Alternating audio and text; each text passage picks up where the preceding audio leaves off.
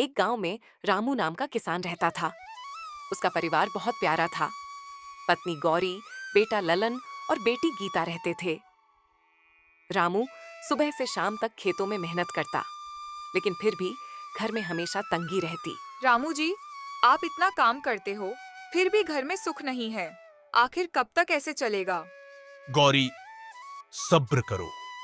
मेहनत और अच्छे कर्मों का फल देर से ही सही, पर मिलता जरूर है। रामू ने गांव के बनवारी सेठ से कर्ज लिया था। एक दिन सेठ आया और बोला, रामू, 3 महीने से ब्याज नहीं दिया। अगर अगले महीने पैसे नहीं लौटाए तो जमीन मेरी होगी। एक दिन रामू खेत में काम कर रहा था। अचानक उसे एक घायल कबूतर दिखा। वह कबूतर को घर ले आया। पिताजी, मैं इसकी पट्टी कर देती हूँ।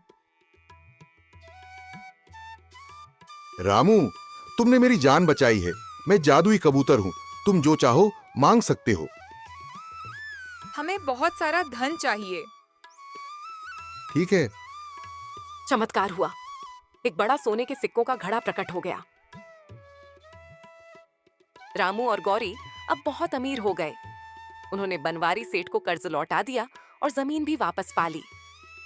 गौरी महंगे कपड़े और गहने पहनने लगी। रामू गांव वालों से घमंड में बात करने लगा।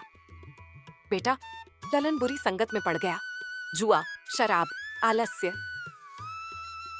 बहुत बीमार हो गया। रामू ने वैद्य को बुलाया। वैद्य जी, जितना धन चाहिए ले लो, बस मेरे बेटे को ठीक कर दो। रामू, कुछ बीमारियां धन से नहीं जाती। यह तुम्हारे कर्मों का फल है। गीता ने अपने पिताजी से कहा, पिताजी, ये सब आपके लालच और गलत कामों का नतीजा है। आपने गरीबों की जमीन छीनी, गांव वालों को दुख दिया और भैया को भी कभी रोका नहीं।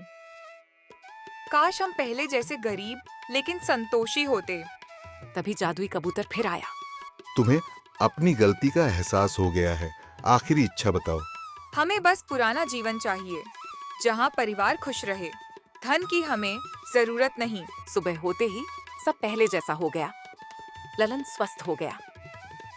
रामू और उसका परिवार फिर से ईमानदारी और मेहनत से रहने लगा। सीख, बच्चों, याद रखो, सच्चा सुख केवल धन में नहीं, बल्कि अच्छे कर्म, परिवार का प्यार और संतोष में है।